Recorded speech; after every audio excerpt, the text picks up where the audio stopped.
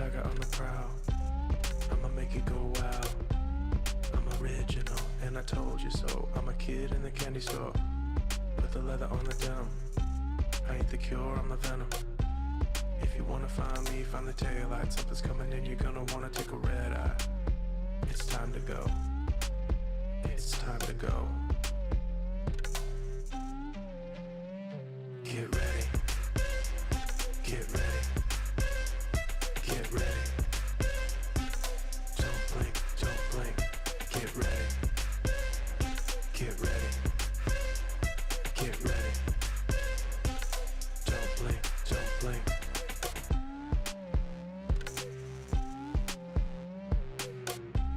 I don't wait for nobody. I'm a summer name on the dotty. City lights call my name, drawn to the flame, and I'm feeling kinda naughty. I hit the ground running, step out the door and I'm stunning. Better hold tight cause you know what's going down. I'm setting the pace cause this is my town. So get ready. Get ready. Get ready. Don't blink, don't blink. Get ready. Get ready. Get ready. Don't blink, don't blink.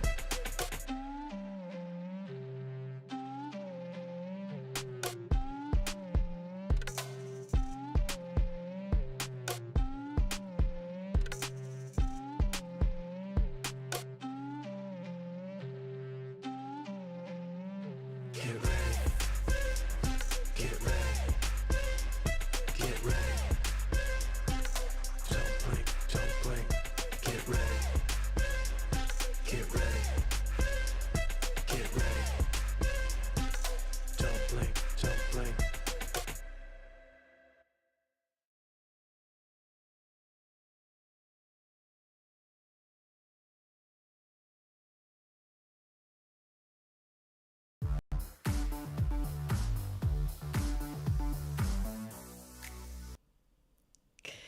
Good day to you all. Good evening, good morning, and welcome to What Up Wednesday. Keely Dunn, FHumpires, and I'm glad you're here.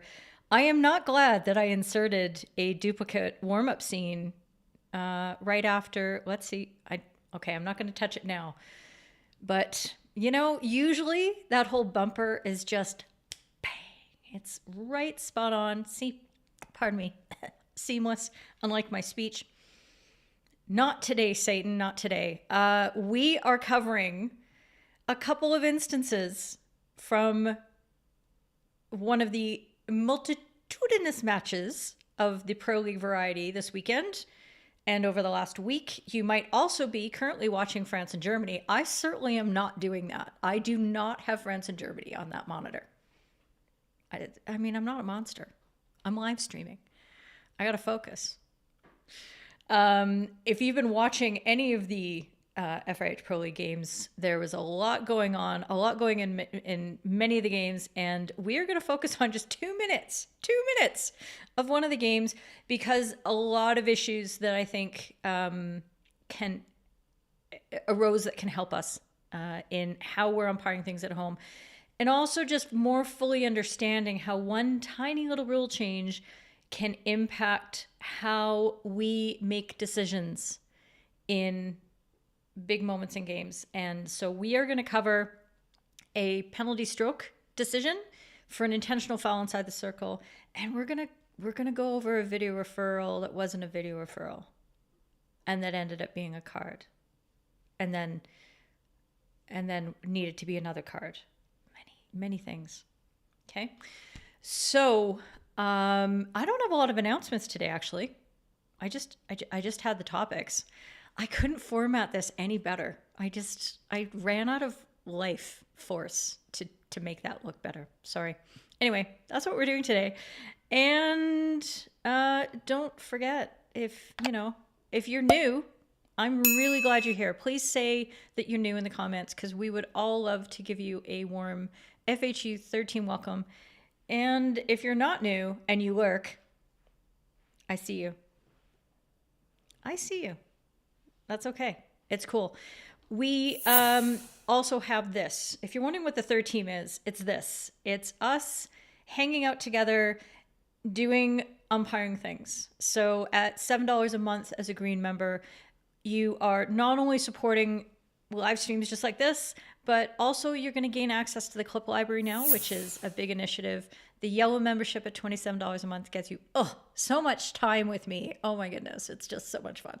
Watch parties, huddles, impromptu discussions, all kinds of stuff, plus the clip library, plus I pretty much will never leave you alone. So if that sounds good to you, I'm so good at this, aren't I? Aren't I? There you go. Okay. I'm going to say brief hellos, a whole bunch of you. It was really nice to see your comments during the warm-up, which was great.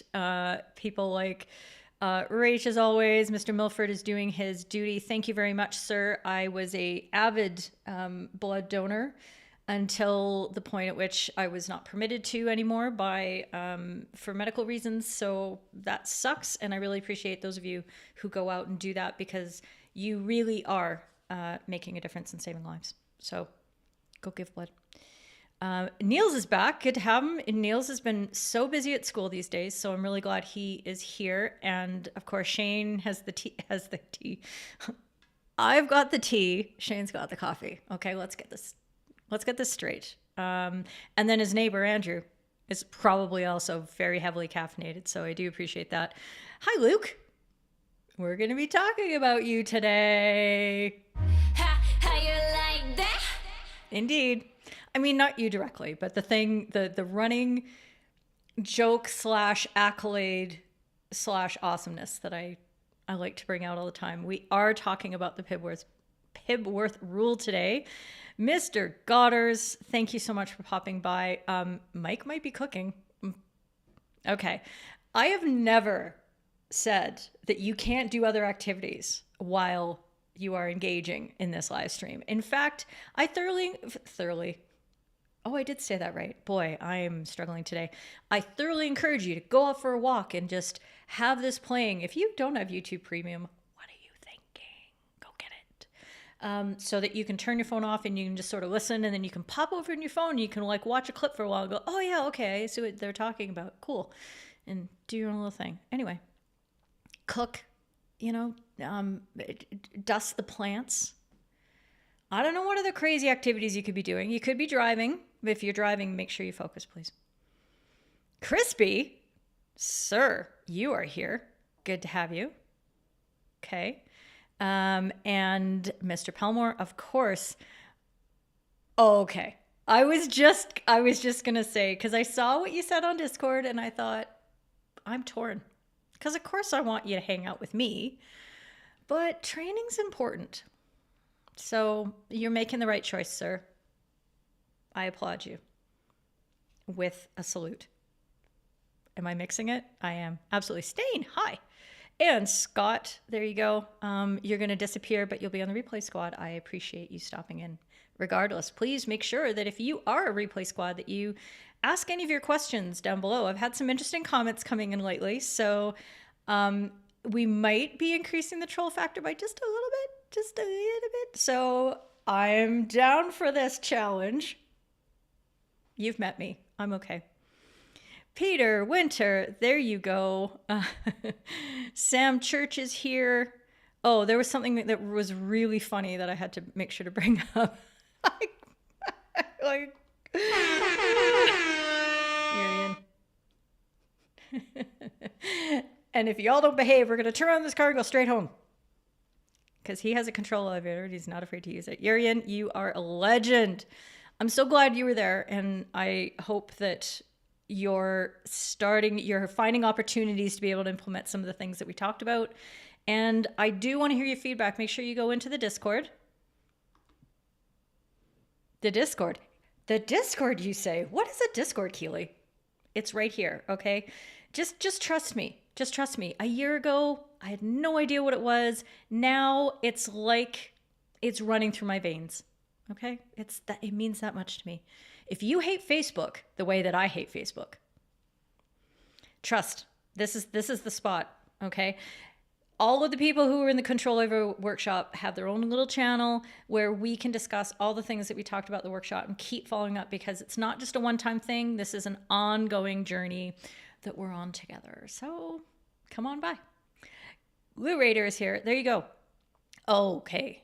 Oh, those grandkids. There you go. Mr. Small, where it has been a hot minute. I am so glad you're here. Thanks for coming in. Should be good. And I may have done this. I don't know. And oh, whoops. I got to clear that out of the way. It's overlapping. Aline, hey. There we go. Do umpiring things with Keely.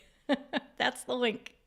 Thank you. Do all of the umpiring things. Actually, you know, that phrase is really played out. I'm trying not to say it anymore. How you like that? Sarah. Oh, I am so happy now. I was having a bit of a day and now, oh, thank you for coming. Thank you for stopping by. Pop into the Discord. I'd love to get to know you and find out what your life is. What's your life? Tell me everything. Many welcomes. And another one. How you like that? Okay, wait. I have another one. Let's play this one. Can't hang with the big dog, stay on the porch, blow the whistle. That's right. A little too short for you. So glad you're here. Marty, same thing. Get in the Discord. Okay. And there you go. See, look at how, yeah. Okay. It just took me a second to catch up. David Hunt's here. Sir, you do not have to apologize. It's always nice to have lurkers and non-umpiring people on board because why not? It's fun. There you go. Oh, I really appreciate that. There you go. Ooh. Thank you, Mr. Martinez. Glad you're here. I love the feedback on the stream. That is very, very cool. Fight the FOMO. Awesome. Okay, let's get into the questions. And, you know, they were kind of just, I didn't see a lot of chatter on the social medias. And maybe I'm not in the right places for some of these things these days because I'm really struggling to keep up with all of the channels and the places and the conversations. So don't forget, if you see things in matches, you see posts, highlights, you see questions from some of the major accounts who love to stir up some nonsense, some malarkey by saying, is this call right? Yeah, do you know the rule? Anyway, if you see anything like that, feel free to tag me because it would really help me to be able to grab my attention so that I know what the conversations are out there and I can be able to help out. But the first one we're going to talk about came up during, I was having a watch party of two, Mike Mack and I just hanging out, doing our thing as we were watching Argentina-Belgium. I know it was late in the UK on a Saturday night. I mean, are you going to party with me or are you going to party with me? It's more fun. We watched Argentina-Belgium together and there was lots of occurrences at the end of the game. So we're going to talk about one that seemed to be something that we can parse through. And it ties really nicely to the show that we had last week. If you weren't here last week, we did a quiz together. Oh, music. We did a quiz together, courtesy of the KNHB and Rob Tenkat heading up that little initiative. And we did it together online. It was 50 questions. Whew, 50 questions. All about just determining intentional fouls. Even David Hunt answered almost every single question, even though he knew nothing about the game. And I respect that so much. And he got it right a lot, which just goes to show you the truthiness in your gut. It's a good thing to listen to. And so we're going to touch on some of the themes that we went through last week, and we're going to put them together in a very specific scenario. And unlike last week, this will be about what remedy. What do we actually give and why in this situation, and go through some of the conversations there. So let's get into that one right now. It's about time. So this happened, superb as you will see, with about 2.5 left in the game here. It's been the same old but new look Argentina at times too. Ferrero at the heart of everything good, and a penalty corner. Okay, I'm going to do something right now. I am muting I'm muting the commentary, okay? For a very specific reason. So please keep watching, and I'll show the replays with the commentary after we all look at it once. And if you've already seen this game and you already know what was happening, I'm okay with it. Still answer. Let me know what your decision in this instance would be. Argentina did refer this, which is, you know, which is a pretty courageous decision. They had the referral there. Now keep in mind that had they been refused their review asking for a penalty stroke, they would have lost the referral. They would have kept the penalty corner, but they would have lost the referral. Oh, I'm questioning myself now. Hey, just imagine I didn't say that, and I'll try to get back to it, okay? What would you have done here? It's not so that Simon doesn't hit me up for the royalties. It's because I don't want your opinions to be influenced by hearing his evaluation of the situation. Because I know that it's very powerful. We, as human beings in this media universe, have been trained to trust the omniscient voices that come out of our lit existences. What? I don't know. These portals to other worlds, and these disembodied voices come, and we attribute a ton of authority to them. Now, I'm not saying that you should disregard or that there's not authority in many of these voices, because there absolutely is. They're there for a reason. They know what they're talking about, but they don't always get it right, in my opinion. And the effect that the statements that commentators have on how we look at these situations is really profound. And it's something that Simon and I talked about on our Umpire at Home episode. I'll put a link to that. I'll put a card up somewhere on that so that you can have a look at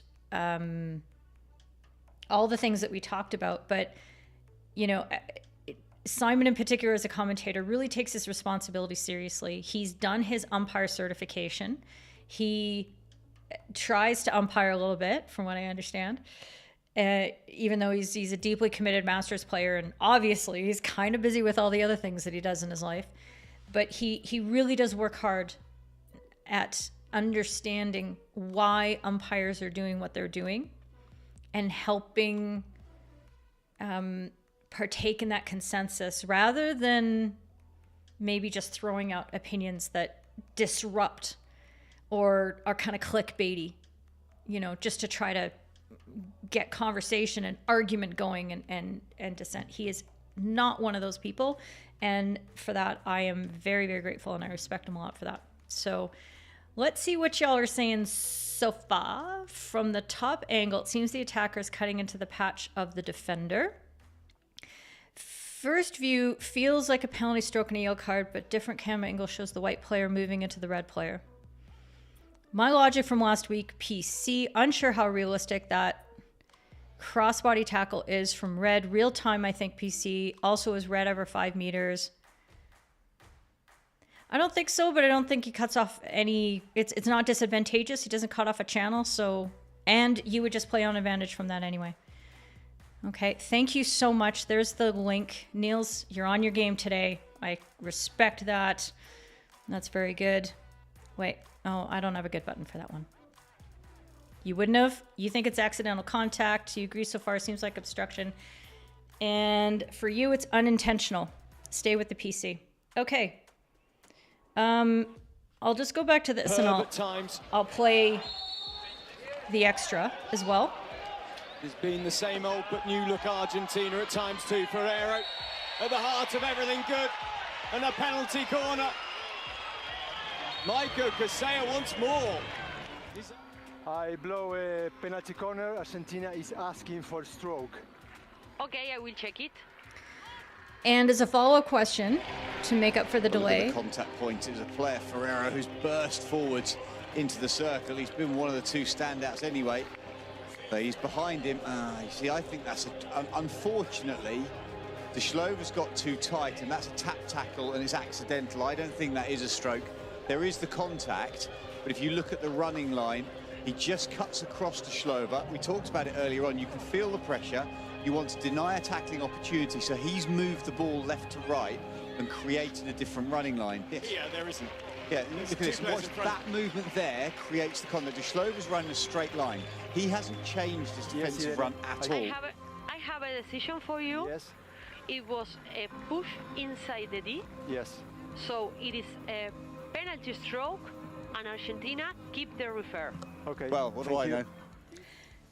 You know a lot, Simon. Don't beat up on yourself. But unfortunately, in this case, and I'm really interested that so many of you, after doing that entire 50 question quiz with me last week, and how many times we saw players tripping up other players from behind in the middle of the field that would have resulted in yellow cards, that this does not attract the same sanction from all of you. We've gone over it, and I'm going to repeat it, that we are not talking about whether this red defender intends to commit a foul. It's whether his intentional actions, which he is fully in control of, are reckless as to whether a result is going to occur. There is nothing, I think, that should compel a ball carrier who is running in a straight line, who is running with the ball, to have regard for somebody who is chasing them from behind. I'm not an expert in playing, but I think it's incredibly onerous to think that a player who's dribbling a ball, let's forget that there's two defenders in front of him. Okay, let's completely forget that point. But a player who's got the ball on their stick and who's looking to dribble in some kind of direction then has to say, oh, well, I need to make sure that I don't, cut off the defender who's running behind me. Nay, I insist that the obligation is on that chasing defender not to get in that running path of the attacker, and they are allowed to change directions. Now, of course, if they stop and suddenly turn away from what would be, an obvious running path in order to manufacture a foul, what you would declare is there's no disadvantage there. We're going to play this on. Because the ball carrier was the one who disadvantaged themselves. They had a great option available, and they decided not to take it. To say that the attacker has to, in this case, not change direction is just not something I can get behind. Now I'm gonna try to draw a few little illustrations here on the screen, and hopefully it's all gonna work out. I really like this angle here because, and this was a point that I made with Simon. Okay, let's say that an attacker has an obligation to not cut off somebody who's chasing them from behind, who they've already beaten and potentially had already fouled them. As was already pointed out, somebody said, oh, the 5 meters maybe wasn't respected. Okay, let's say that's a case. But look at what this attacker has in front of them. Okay, let's see. No, nowhere near. Nowhere. 1. 2. Players who are collapsing. A GK down here. Okay, so now he's got to dribble. He's got to dribble, I don't know, like not this way, but I mean, where is he allowed to go? He's got a lot of stuff to worry about here. There is no onus on him to avoid somebody that he can't see at all. And I don't know where this mythology comes from, other than the fact that I've heard a few people say it and then commentators say it, and now it's getting picked up in the umpiring community. Don't do it, friends. Don't do it. Okay, let me see if I can. I'm going to go back to the full clip and I'm going to mute it, and I'm going to remove this because that isn't working. But I want to see it in a bigger view, because I also want you to look at, and the words did come out of Simon's mouth at this point where he said he ran too close to his body. Well, yeah, he did. And in that process,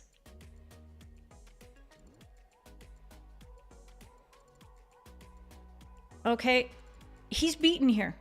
He's beaten. So he is at a high risk if he continues to get closer to this defender and making contact.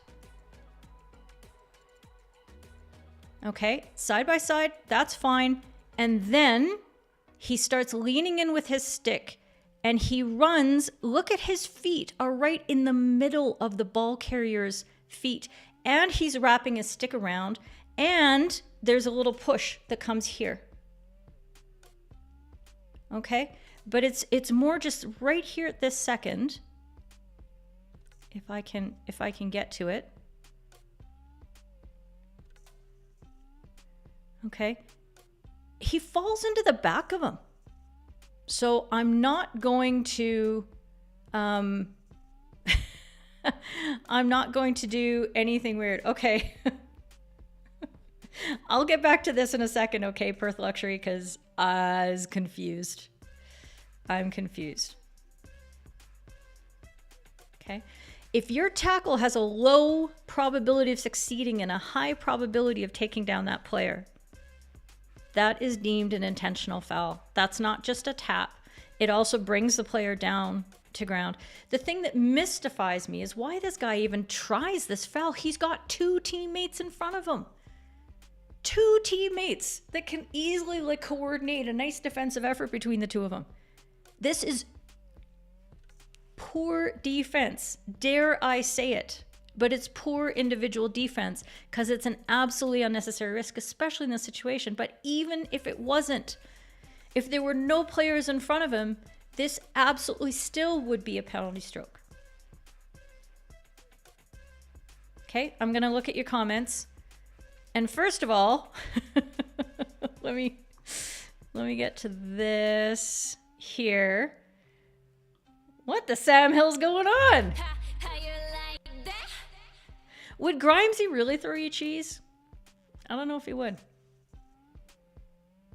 I'm not here to judge. I'm just here to ask questions. Except I'm here to judge plays. I definitely am here for that. Thank you very much, Perth Luxury, whoever you may be. Mysterious name. I really appreciate the support. You're awesome. I don't know. PC, unintentional, just clumsy. I can't. I thank you so much for commenting, okay?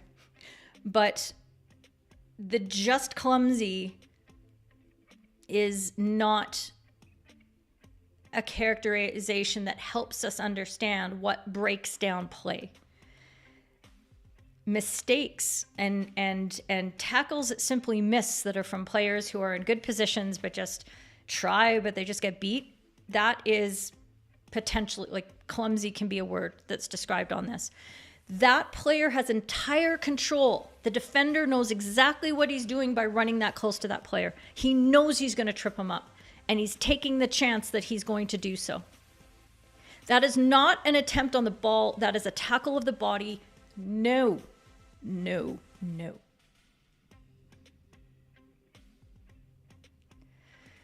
Even if he did, that attacker is entitled to do that. He's beaten that player. Is he supposed to stop and let the defender come around? Oh, I'm sorry, here. I'd like to beat you again. No, he can use his superior angle, his pace, in order to create a better space for himself. The defender's job is not to trip him. Absolutely. AJ, thank you very much. I'm just saying. Well, I don't know what this certain forum is, Thomas, but I'd love to be able to address this question. And actually, I did star a comment from Matt here earlier. Matt, we're going to come back to you, okay? Because I do want to talk about this more. What I'd like you to do, Matt, is to let me know what kind of 5 meters you're talking about, because 5 meter comes up in about, I don't know, 20 different calls in the rule book. So I'd like to know exactly what you're concerned about mostly, and then I'll see if I can help with that. Okay. I'm just checking to make sure if we're still live, because my YouTube has cut out. Let me know if you're still here. Let's see.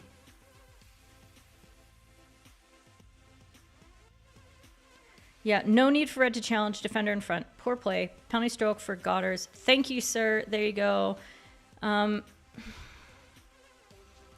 Man, this is completely the opposite of what we talked about last week. You guys were all on board with that. What happened? What changed? What changed for you? Okay, we're still there. Everybody's still there. He wasn't influencing by chasing behind, and it's gone like 15 meters. Okay, so that's back to the whether there's a 5 meter infringement there. There's good. Yeah, we're okay. We're okay. Good to see you, Luke. Defender action on attacker started outside the D. Just because the action starts there doesn't mean that that's where the disadvantage in the foul was. And this happens far too frequently, where umpires play advantage, get the player into the circle, there's another foul inside the circle, and then they call the first foul outside. No, that's not what advantage is. You've decided that the first foul did not, to call the first foul would be a worse outcome for that player than getting them to the circle for the next outcome. The next outcome is another foul. That is the one you call. End of story, friends. So I don't care if there's a foul there. He continues to foul and take him down inside the circle. That's where the foul is. Got it. Good to see. Hi. There we go. Even at low levels. Thank you, Taco. Good work. And okay, so if this had happened outside the 23 meter area, it had happened, you know, in the neutral zone, yes, you would absolutely go with a yellow card here, right? We went through a lot of these last week, and the difference when you get inside the 23 and you get inside the circle is, do you look for an extra element of physicality? Has there been other instances of this happening in the game that you need to provide an extra personal message? Because the first time that you went for the more severe penalty because of the intentional foul clearly didn't get the message across. Okay, so in this case, in this game, unless there had been something like really more from that red defender, I didn't feel like a yellow card was necessary. We got 2.5 minutes left in the game, and there hasn't been a lot of breakdowns so far. I can't remember the match sheet and the card map, as it were. Card map, I just made that up. I like it. I don't remember the card map, but it feels unneeded at this point because we've got a tie game, and the extra messages, it's not needed here. There you go. There you go. Oh, you were agreeing with me. See, if I get the comments out of order, I mess up. Sorry. We're still good. Yep. There you go. And everybody's there. Okay, thank y'all. Thank y'all. And you're sticking with the penalty stroke. Yep. Yeah, but don't consider it outside. I'm in a mood, friends. I'm in a mood, and I want you to understand why this was the correct decision.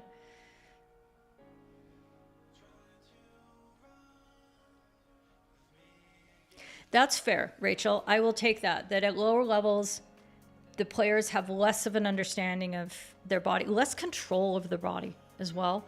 So there's all those kind of things. But I would also argue that you need to consider what the outcome of reckless actions has on the game, and whether that it educates players as to what kind of risks they could or could not take in the future. So if you're trying to get players to understand how they should be playing, letting them off easy and applying a different criterion on this, letting them take down a player in a pretty dangerous spot. Okay, this could be physically dangerous to that ball carrier. I don't like it. I don't like it anyway. I would really struggle with that. And I hope you can see where it's not just a full swing to the other side of the spectrum, Rachel. No. Umpiring trail in does not get in the line of the run. Okay. Yes. Okay. So the point that Goddard is making, I got to say, after watching this entire game, I didn't have anything to say about Herman's movement and positioning here. When you look at how the play developed right from the start, so if I go back to the full replay, okay, we have a bomb of an aerial from the 15-meter line in the other end, in the other circle, and there's a decision made. Now, this is the habit or the challenge that we have. When we make a decision here, we often start thinking. And thinking is the enemy to movement. So it could have been that there was, the umpire was distracted a little bit, thinking, oh, wait, is this 5 meters? Is it not 5 meters? Like, what's happening here? Do I have to intervene? And that stops them from moving. So you combine that with the relatively long aerial, and you get to this point, then yes, you can see here that Herman is not in an optimal position. He's in a good spot to see across, but when you look across the play, you tend not to see the whole picture. And it changes the way you impart things like intentionality, I think. Plus, you're working harder. I mean, who knows? Okay.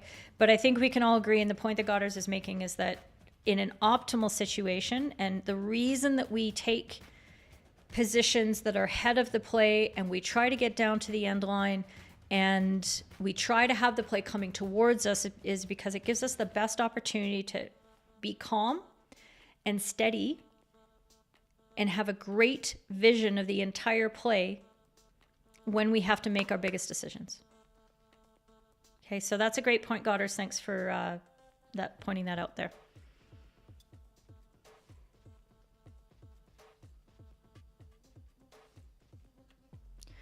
Am I not harsh? Am I harsh? There you go. I want you to consider what I said as well. Okay, just pull that into your orbit and think about what you're providing to the players in terms of a learning experience, because that is a big part of our job at all the levels. Okay. And although I like to parse out these plays because we have great camera angles, great players, great umpires, and fewer mistakes, so I don't have to go on about all the 15 things that I think we could improve from an umpiring perspective. I've got one, that kind of thing. The reason I pull out these high-level clips is not because it's special or distinct from everything. I'm trying to tease out the principles that we apply at every level of hockey, which is that player running behind has responsibility here. They are making a deliberate choice as to how close they are going to run to that ball carrying attacker. They could run further away and be in a safer spot.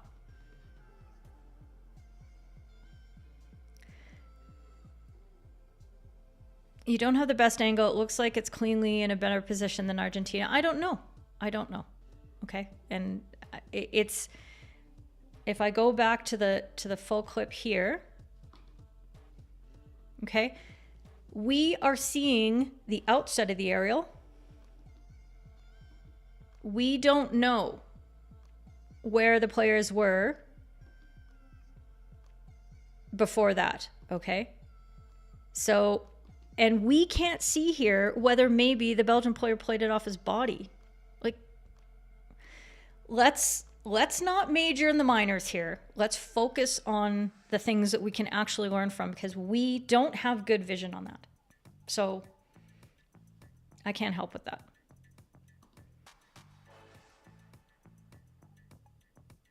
Thank you.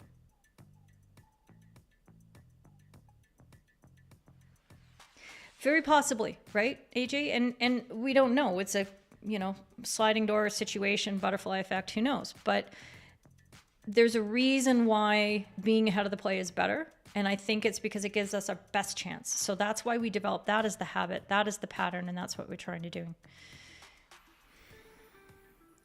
Answered. Yeah, agree. It doesn't look like, okay. You're all, okay.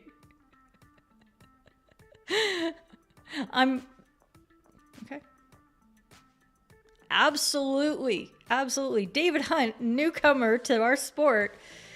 This is why I'm so frustrated at, I wish I had the tower footage from all the teams. So if you have friends who are with these programs and could get me their footage, bring it on. If we could convince the FIH to put up just 2 more cameras,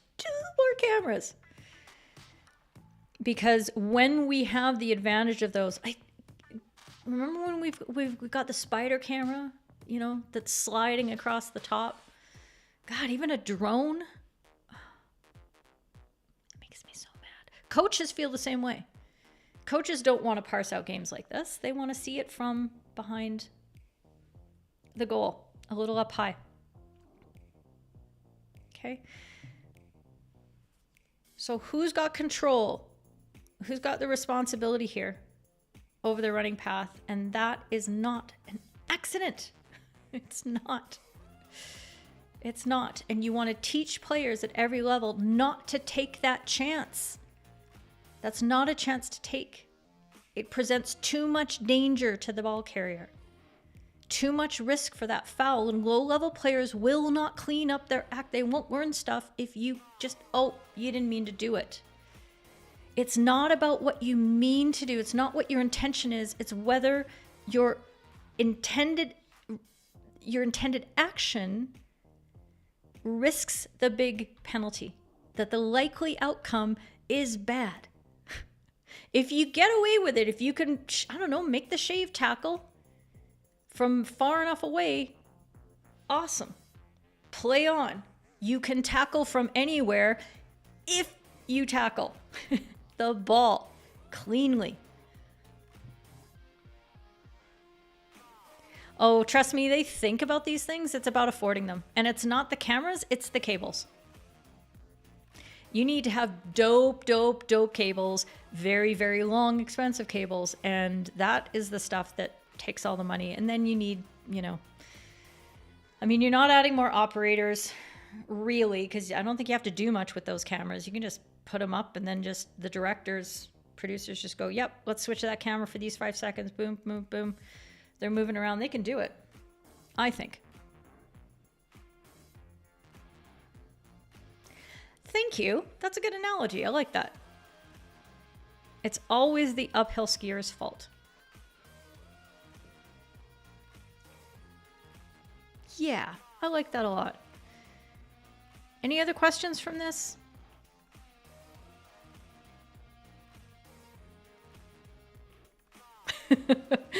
I'm just like, I just keep watching it and I keep trying to think of how I can, how could I possibly be wrong here? I'm not. So there's nothing I can say. Okay. How are we doing? Oh yeah. Well, it's been half of our time together so far. I tried to make this one a little faster because I'm still on the mend. Still trying to, you know, get my shenanigans unshenaniganed, as it were. So we are going to move to the next scenario that happened merely a minute later. And we are going to get into dun dun dun. I need the SVU sound. Can somebody like pull that up really fast for me? Dun dun dun. It's the Pibworth rule. We're going to get into that because I knew it was going to happen. And it happened. It happened. Okay. This is what happened. Tonight and from the top of the circle. Let's see if that can change. It They've goes misstopped it and it's hit a body. But they can't appeal that. There's no way to appeal it because it's not another penalty corner. It's been a decision that's been given for a stick. There's green card for dissent. You can't appeal it. You can't video it, Felix. There's no question. I believe so, but now I'm doubting myself. I have to look it up. It's not a penalty corner, it's not a goal, it's not a penalty stroke. There is no question to ask.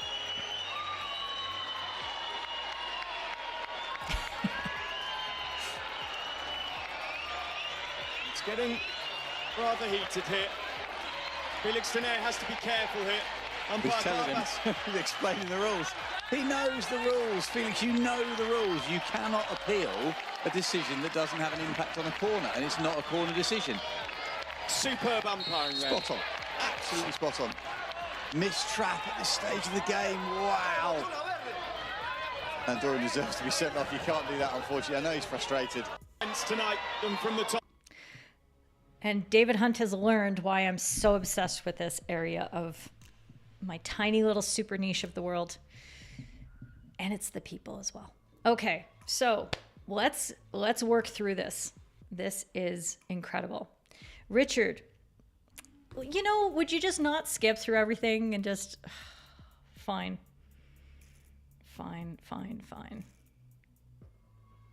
You're gonna, yeah, exactly. And it's also my name. Okay.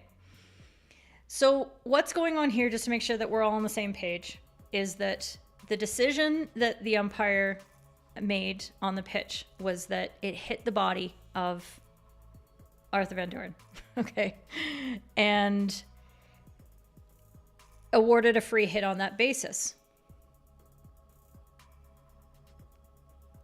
Now, when the whistle blows or the play is stopped during a penalty corner for no reason other than a penalty corner is awarded, a goal out of bounds, blah, blah, blah, blah, blah, the result needs to be a bully. And that's the general order of things. I'm not explaining this well, but you'll see what I mean. So when you apply the video umpire regulations to the situation, team referrals can only be made relating to the award or non-award of goals, penalty strokes, and penalty corners. And you can see Diego in the video standing in front of Felix Tenaire and going, it's not a penalty corner, it's not a penalty stroke, it's not a goal. You can't refer it. But here's the thing. It's time to get onto the Pibworth rule. I pressed the wrong button. He absolutely dropped a truth bomb when he said, wait a minute, the way that the rules now read as of January, it's not just end of time PCs that can't end in bullies, it's all of them. What? According to how the rule was written. So, oh my God.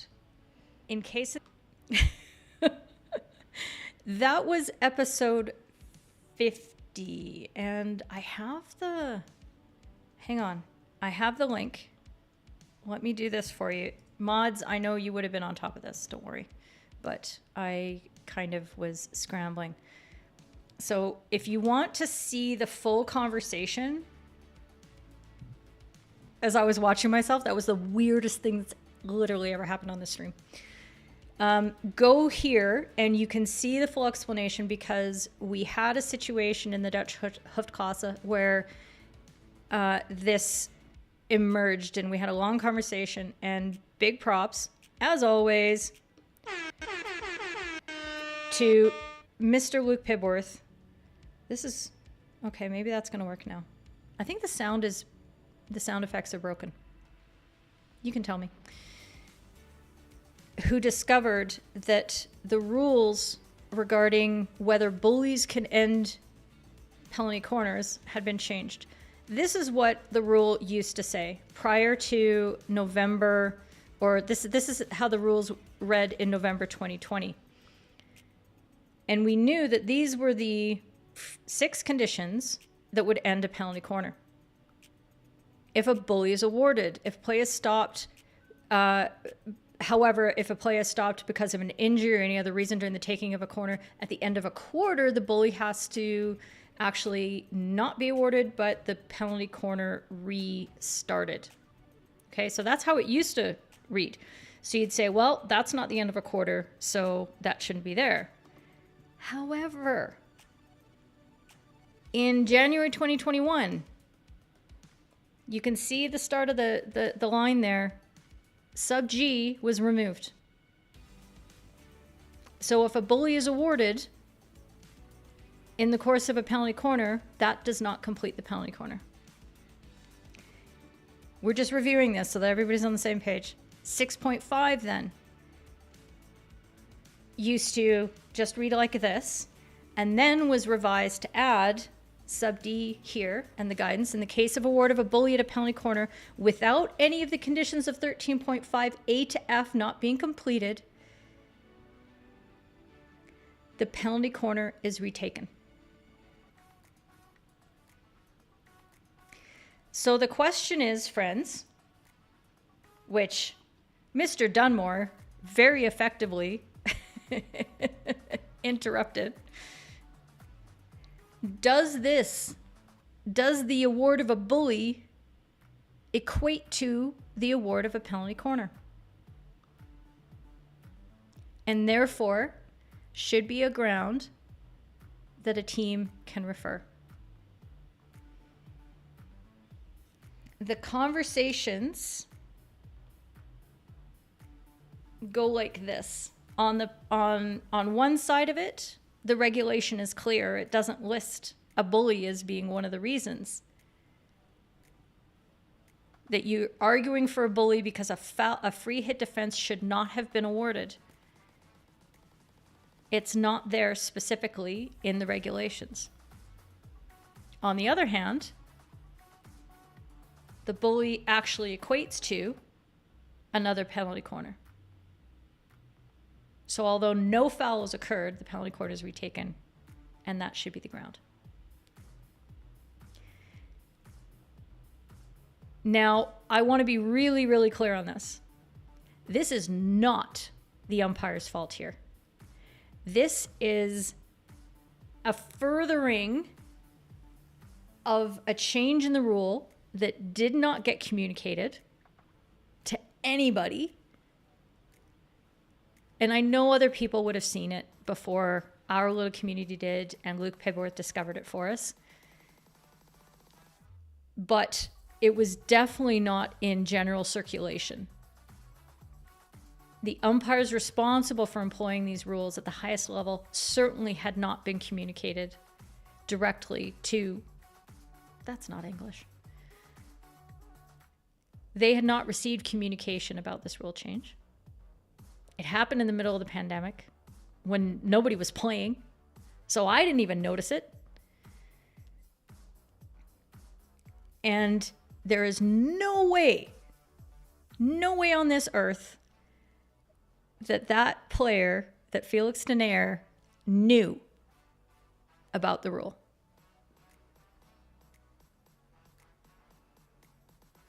Okay, so in terms of, this is about the fact that the consequences for us making decisions in penalty corner situations that mistakenly result in the penalty corner being uninterrupted, we have to be really, really cognizant that if we award a free hit and we're wrong, and we realize we're wrong after we stop time and we have a consult with our colleague, that we are in effect rewarding a penalty corner. And the rules committee has decided that this is the fairest way to reset the play in that event. The players of Orange-Rouge would argue very vociferously that that is a very unfair way for the play to be reset. Players on the other team would say, that's fantastic. We agree. So I'm interested in your thoughts on that. Okay, so let's go through the comments. Right. So if you go and that's the debate. So this debate is occurring behind the scenes right now. Right now, where they're trying to figure out what the practice has to be, and they're trying to come to a consensus immediately. And boy, I sure hope if they do that they actually communicate it to everybody. That would be fun. Fun times.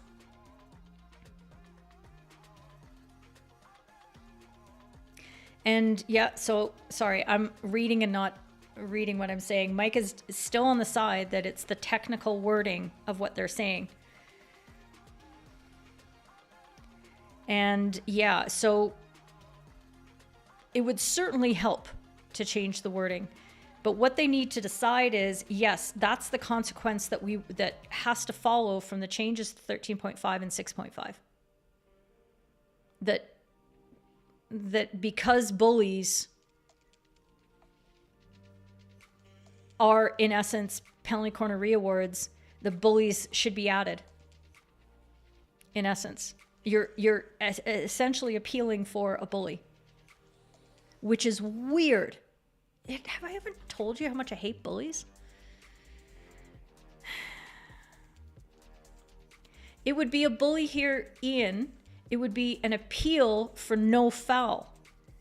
And if play stops during a penalty corner for stops because of an injury, stops because the ball breaks in half, stops because aliens land, stops because umpires mistakenly award a free hit where nothing occurred and play should have continued, those are grounds on which a bully, before these changes to 13.5 and 6.5, would have been awarded.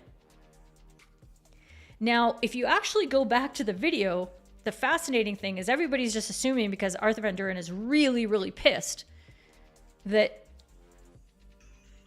he didn't commit a foul. And we don't get to see it because we don't get to see the angles and things like that. But there's no question that this ball comes up off his stick, goes up in the air, and then kind of changes direction somehow to land at his feet. So there's a really good chance that the ball hits his body and he doesn't know about it. And he can be as frustrated as he wants to be, but that's possibly what happened there. So it's not like it was a clean trap and Diego called it like a handball or something and then, completely misinterpreted the rule. Like a very, very likely spot here was what was made. And yes, that could have shown, if we had seen it on video referral, we may have seen a different result. Maybe.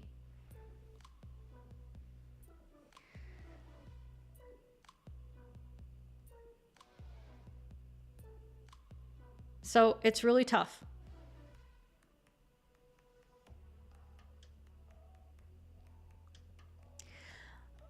I think Thomas would have known. I'm just saying because he's my friend. On the balance of fairness, there should be a review option. On game consistency, then no, because it opens the door for everything to refer. And that is the other challenge, is that if you can, you certainly don't want to word it in such a way that now everything can get challenged inside. It has to lead to another one of the awards of a penalty corner, a penalty stroke, or a goal, or not a penalty corner, penalty stroke, and goal. Okay, it has to be one of those things.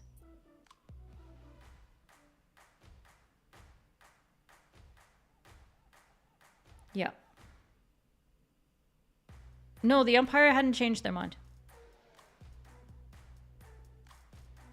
There's no foul at all, therefore you should award a PC. Oh boy.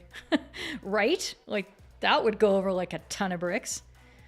Yeah. It does seem unfair that award of a PC can be challenged in both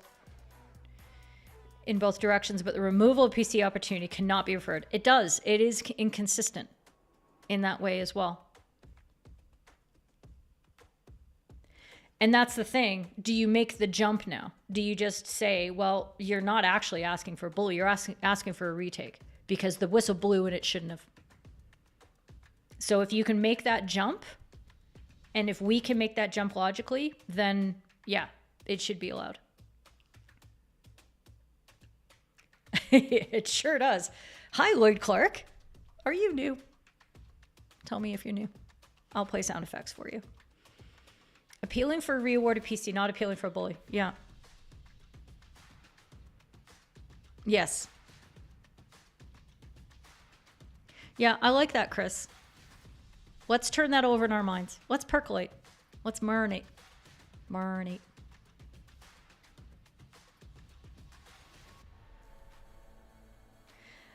We don't know. We don't know for sure, Aline, whether it hit his foot or not. And it doesn't matter. You can be frustrated, you can protest, but you sure as hell can't protest like that. And a card, no, a card was given in the next game for dissent early. But there you go. It's true, David. New rule. Self-referral is not an option for the umpire, Rachel, because the video regulations as they stand right now, the decision must be for either a penalty stroke or a goal in order for an umpire to self-refer. And the reason that they've done that is because they just don't want umpires to feel like they should be second-guessing all of their little decisions. I love self-referrals. I think they're great. Umpires need to understand and not feel pressured into using those self-referrals. So that's where the balance is hit there. Okay. Well, that's fine, Aline. You can draw that conclusion, but that's not the conclusion that I draw. It is not certain to me, and I'm not going to accept that. So please don't. Okay. And it's not about hitting his foot. It's about whether it hit his body. Okay. Please. I'm not taking that one. Indeed, indeed. Or can the ball not hit the body either? Oh, okay. I'm sorry. Aline, my apologies. I forgot that you're not a regular umpire either. You're a hockey fan. And like David Hunt is. And yes, it is played by the foot or body. Okay. Right. So this is the question. And I think this is a really interesting debate. And I've talked with a few umpires about this. And I've heard back from current FIH umpire managers on this, who say that the umpire managers say umpires should not change the way they make decisions when video referral is available. I hear from umpires who say, yeah, we do change the way we make decisions because we know that if there's a mechanism in place that allows us to get to the best decision possible, we're going to make a decision that leaves that tool available to us. Because the most important thing is not whether we get it right in the first place or we make ourselves look good. What's important is that the players and the teams get the right decision. So in that instance, as Steve's describing here, what the umpire could do is say, I think that might have hit the body. I'm going to allow it to continue. And should a goal or a penalty stroke ensue, I could self-refer. Okay, which is what a lot of umpires do when the ball is potentially hasn't left the circle on the penalty corner. or the team still has their referral left, and Argentina still had their referral there, right? Because they were able to refer not 30 seconds earlier and won that penalty stroke decision. So they had their referral. They could have gone that way. Yes. Understood.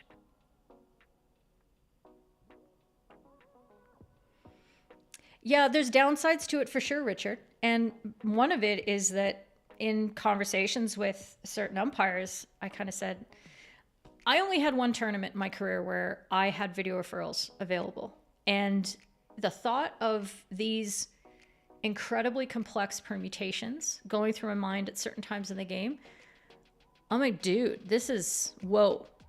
This is really hard stuff when it's a struggle just getting the decision right. And I raise this argument when people start talking about bias, because I say, do you know how hard it is just to get it right? Do you know how hard it is to get it right and then to intentionally realize, oh no, actually I want to get it wrong, and I want to get it wrong for this side, and I'm going to do it like that. Do you know how hard that is my argument against bias in our sport.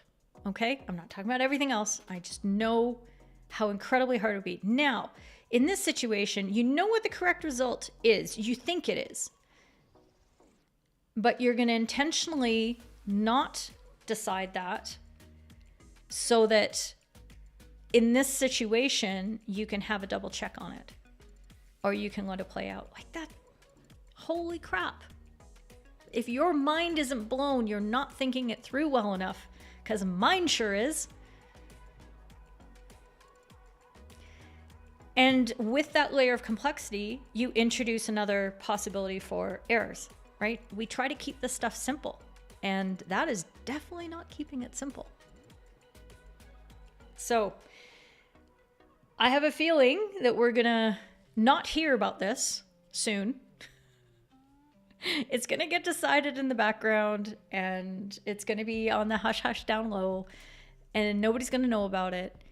My biggest concern here is that I'm a big fan of all the umpires who are out there, and I give them their greatest support, and this is not anything that should reflect on how the umpires are making their decisions in the moments, because they are doing their absolute best without the proper supports, information, and resources available to them. Okay. The other thing that emerged out of this whole situation came from the card to Arthur Van Doorn. And I can play the rest of the clip, but it's actually better for me just to describe it because it's really kind of weird how it all evolves. Now you see here, very clear that a card is being shown, and it's being shown to Arthur Van Doorn for his misconduct there. And then immediately,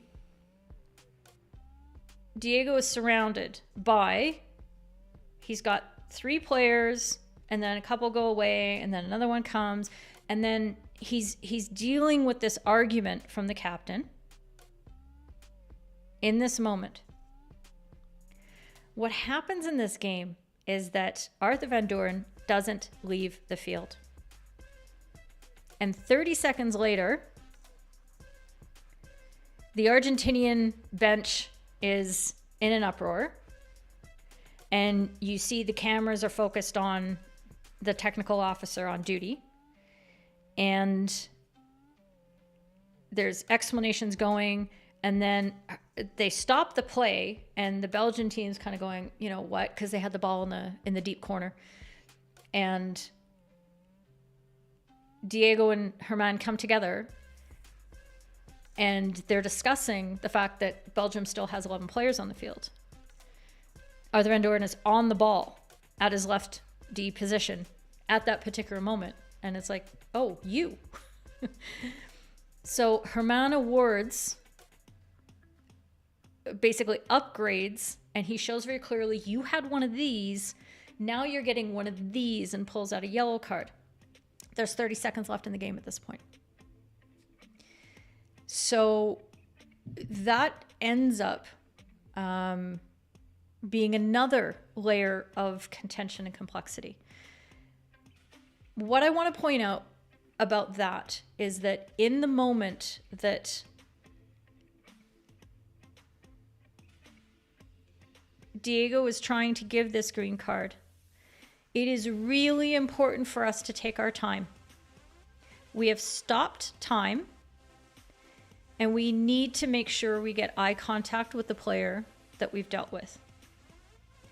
And then if you ever want to know why it is that we don't want swarming, is because this is what happens.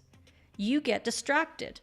You're surrounded by 3 players. You can't see whether the player you've carded has gone off the pitch. You're trying to deal with a pretty high level intellectual challenge here. Speaking another language, dealing with a captain who may not be articulating his position in the most productive way. And you're doing all this, and you're also expecting that the technical table is doing their job and removing that and ensuring that player is stepping off the pitch. So this is why swarming is bad. It gets in the way of you having full control and awareness of what's happening on the pitch.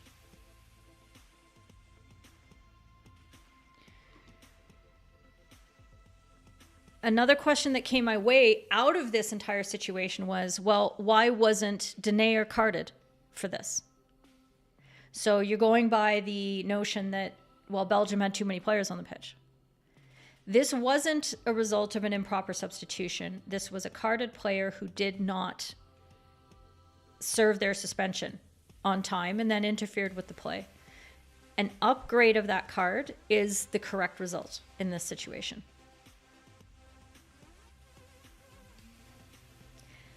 I hope that makes sense. It's a very rare situation at this level. It's probably something actually that we deal with more often, where players don't know the rules, they don't understand necessarily, or they're really jerk faces and they've decided that they're not going to leave the field. And they're going to stand there and argue and protest instead of like going and starting their suspension right away. So think about the tools that you have at your disposal. Think about why you want to know we're not dealing with that right now. Let me make sure that that player is going off the pitch.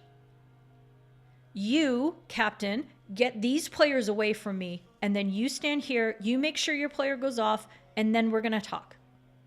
And we're going to talk quickly. So that is, like, there's a whole bunch of little management things that come into those situations that are really valuable lessons for us to learn and to take away into our games as well. Okay, Aline agrees with Richard not liking the offside stuff. I don't care about sport ball. I love you guys so much, but the challenge is that you're talking about a culture very different from hockey, informed by very different considerations and a different rule structure, and not very often those things are not generalizable. They are not relevant to how we can talk meaningfully about our rules and our discipline, our culture, our practice. Okay? Just want to make sure.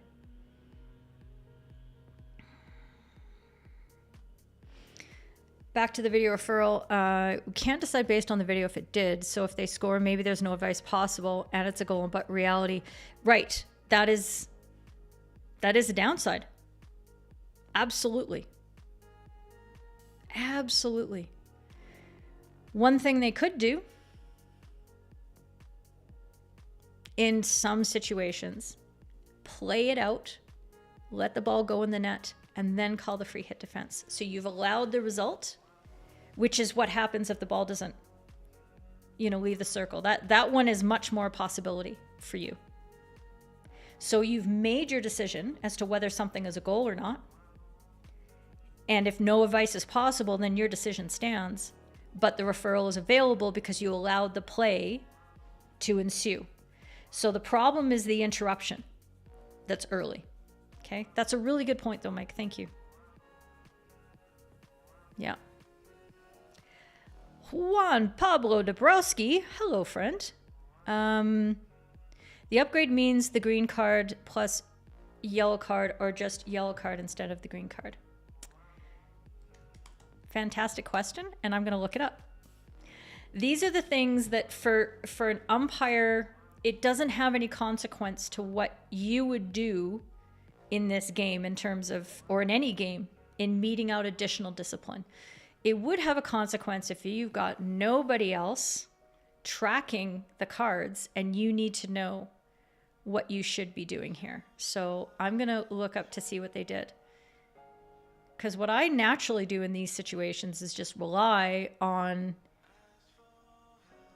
my very my very good friends on the technical bench to record the cards correctly. And what occurred here is that the yellow card was awarded secondarily. So the green card stands on the match sheet at the 59th minute, and then the yellow card is awarded as the 60th minute. Because one happened a minute before the last minute of the game. Why did I have to say that? Okay, so green card plus the yellow card. And that makes sense when I think about it. Okay, and this is why it's important to look things up sometimes. I want to make sure that when I give you information I know. If I don't know for sure, I look it up. Because if I guess and I'm wrong, exactly, it would. It's usually the jerk faces thing. There you go. Does the upgrade also apply if the carded player returns too early at lower levels? I'd say yes. Yes. If they return and they interfere with the play, yes. If they return and go, oh, I'm not supposed to be here, and they run off, maybe you can handle it differently.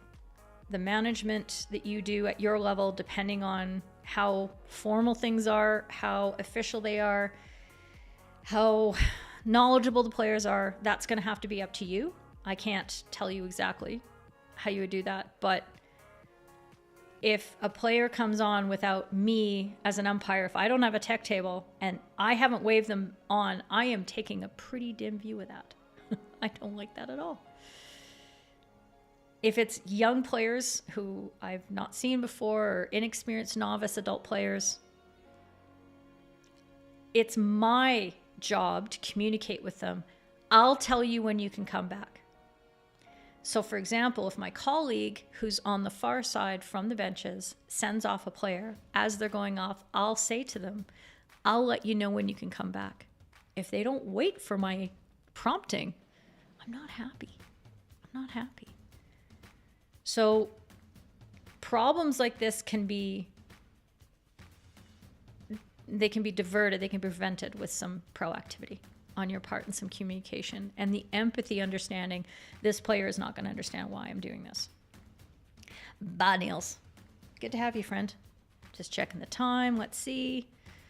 In fairness, the team should be down 9, having gained significant advantage playing on a full team for a period of time.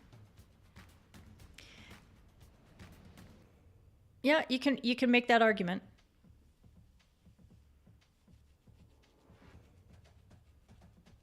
The interesting part about having the green and the yellow separate is that, does the yellow card start after the green? Like, let's say this happened early in the match. Does the yellow card start after, or is it just immediately a yellow card at the time? I believe it's a yellow card right at the time that it's being awarded. But I guess at that point, Godders, you've got the remedies of increasing that suspension time. You could go from a green to a 10-minute yellow if it's really bad. If it's high impact on play, go nuts. There actually wasn't a high impact on play there, I don't think, to be honest.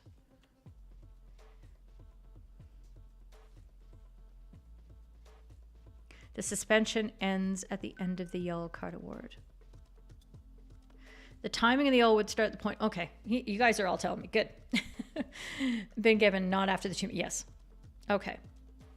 Definitely concurred of not consecutive. Is consecutive a word? That's new to me. I like it. Is there one place that the rules are curated?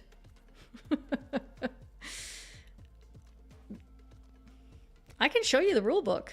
It's only 15 rules. It's pretty small.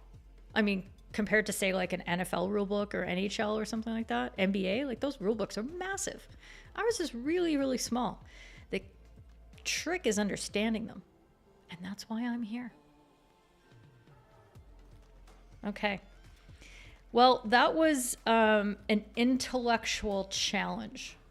Big, big brain stuff. And I really appreciate y'all hanging out and partaking and helping me work through them in a sensical way. I hope I was clear. I hope that we all learned something here. I certainly did. And I think it also can give us a bit of respect for just how challenging it is to change the rules of hockey.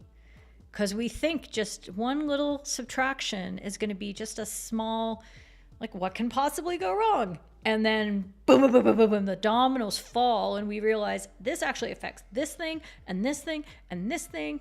And this is the challenge that the rules committee has on a regular basis. So as much as I speak with a firm determination in their regard, I do understand. Like, let's say in a hypothetical world, I got asked to be on a rule committee. I would be properly not scared, but I would take that with a great deal of, what's the word? I would be sufficiently awed, and I would understand the gravity of the responsibility and the consequences, because it would be huge. So I respect everybody who takes on that challenge. I just want them to get all the information they can and to give all the information they can. The really important part of this is that we communicate about it and we talk about it, and things don't happen quietly or secretly behind the scenes. And that's why I'm on the YouTubes, is to do that. There you go. Consecutively? Yeah, there you go. Thank you much, Dina, for putting the link up. It is down in the bottom there. If it's a one-time thing and you just want to buy me a rosé to congratulate me on managing to get through this, then fantastic. If they're already suspended, they go from...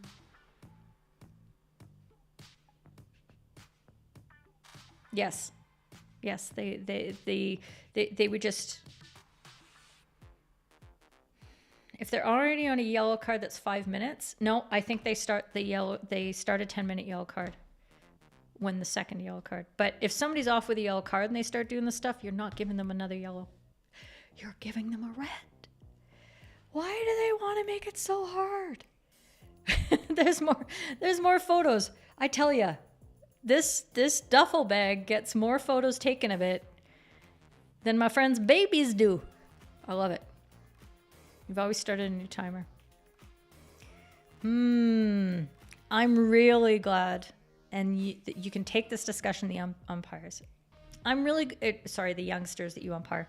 I'm really glad you enjoyed it, Sarah, and I hope that you do come back and pop into the Discord, because we can work through these scenarios even more effectively as well. There's a whole Ask FHU section, and we do lots of great stuff there. See? Join the Discord. Join the Discord. Join the Discord. There you go. Thank you. Did you take some from me? Because I don't have a lot to spare these days. I feel like I'm just edging it up. Ask some of the youngsters you umpire to help you with that. There was somebody who joined the Discord last week who has a 15-year-old who was horrified to find that his mother had joined Discord and said, "You stay away from my servers." We're here for the trouble. Very fun. You're going to take this to Discord. Okay, yeah, let's do that because I'm starting to my brain's going like this now cuz it's been hard. There you go. Yeah, I hope so, especially just the penalty corner part, or the penalty corner versus penalty stroke with the intentionality and thinking about what the consequences are about your decision making. Having a planned approach. Why would I hold my whistle? Why would I make a quick decision here on a penalty corner? What are the consequences? How do I plan this out? And how do I communicate to the teams? Okay. And that's the other biggest thing, is that how many players and coaches are you going to encounter who understand this rule? Who understand if you mistakenly blow a free hit for the defense and go, "Oh, sorry, I'm wrong," that it needs to be another penalty corner. Who's going to know that? None of them. So have empathy with that. Use that as an opportunity to communicate with the players. Look, I pooched it. I'm sorry. What we are required to do under the new rules is restart this with a penalty corner. Luckily, that's my one mistake of the game. I got it out of the way, and now it's going to be perfection from here on in. However you want to try that. There will be people. Can I get a picture, please? Picture, Discord, get it done. I like to see you there. I hope it was. Thank you very much. And cheers and thank you. And yes, go to work, sir. Great to have you all. We will see you on the Discords. We'll see you this weekend for watch parties if you are in the FHU third team yellow group. Okay, we got 2 watch parties coming up this weekend because Pro League is, it is full bore. It is, I can barely keep up. Actually, I can't keep up, but I'm trying. Come watch some games with us. This is how we can develop our holistic understanding of how games progress. So I'd love to see you, and thanks very much for tuning in. YouTube's gonna show you a couple other videos. Like if you haven't had enough of this, there'll be another couple videos coming up that you can watch to increase more of your umpiring knowledge. Thanks for coming in, and we'll see you next time.